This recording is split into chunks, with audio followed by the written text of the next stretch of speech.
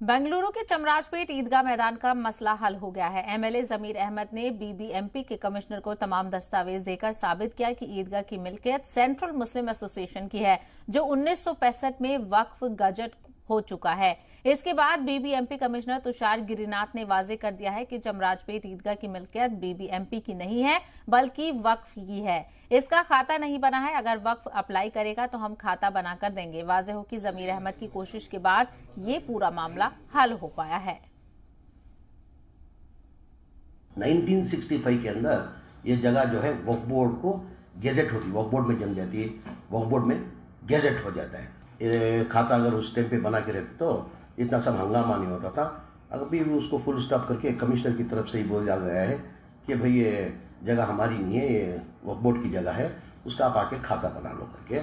और मैं आपके माध्यम मुखांतरा जो इसका लीगल देने के लिए हमारी ज़्यादातर मेहनत हमारी एडवोकेट ज़बीउल्लाह की है, हमारे सुप्रीम कोर्ट के रिटायर्ड जज जो गोपाल गौड़ा साहब है, उनकी ओपिनियन की वजह से ये नतीजे पे आके हम लोग ठहरे।